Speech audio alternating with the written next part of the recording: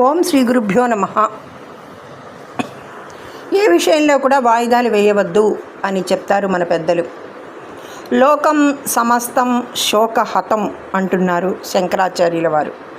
నాది నాది అనే భ్రమలతోనూ వ్యాధులతోనూ బాధపడుతూ ఏడవలేక నవ్వుతూ చావలేక బ్రతుకుతూ ఎలాగో గడుపుతుంటారు జీవితాన్ని చాలామంది. అందుకే మనం ఎక్కడి నుండి వచ్చామో ఎక్కడికి పోవాలో ఆ మార్గంలో ప్రయాణించడానికి ఇప్పుడే ఇక్కడే నిర్ణయం ఏమని ఎలా తీసుకోవాలి.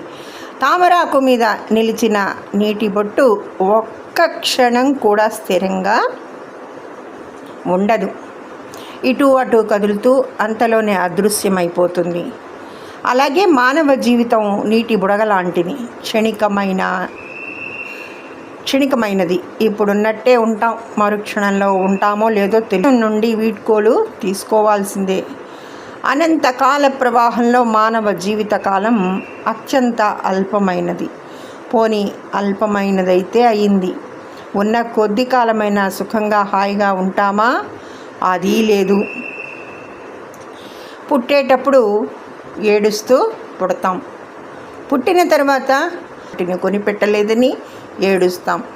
యుక్త వయసు వచ్చాక తర్వాత అనేక కోరికలు కలుగుతూ ఉంటాయి.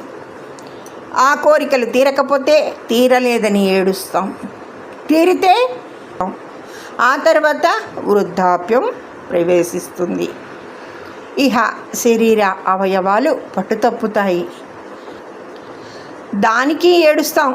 ఇహ జీవించినంతకాలం రకరకాల జబ్బులు, దీర్ఘవ్యాధులు వస్తూ ఉంటాయి. వీటితో దుఃఖపడుతుంటాం, ఏడుస్తుంటాం.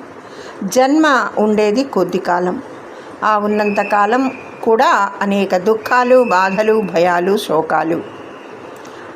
ఇలాంటి జీవితంలో నీవు ఎక్కువగా ఆశలు పెట్టుకోరాదు. వాటిని తీర్చుకోవడానికి ప్రయత్నిస్తూ నీవు మూర్ఖుడివి కావద్దు. ఒక్క క్షణం ఈ జీవితాన్ని వృధా చేసినా కూడా ఆ క్షణం మళ్ళీ తిరిగి రాదు.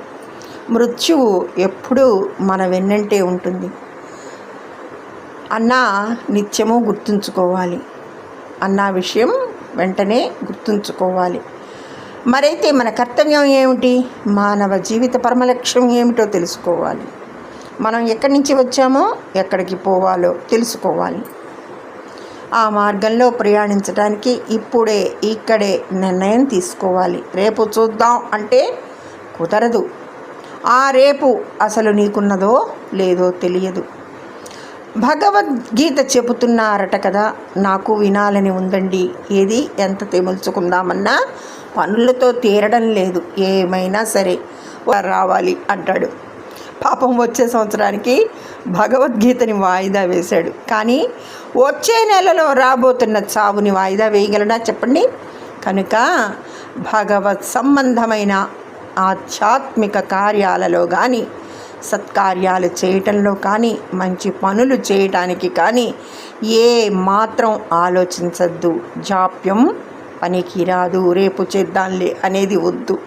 ఆలస్యం అమృతం విషం అన్నారు. అందుకే వాయిదాలు కూడదు. ఇప్పుడే ఇక్కడే అనే సూత్రాన్ని పాటించాలి. ఇంకొక ఆధ్యాత్మిక విషయంతో మళ్ళీ కలుద్దాం.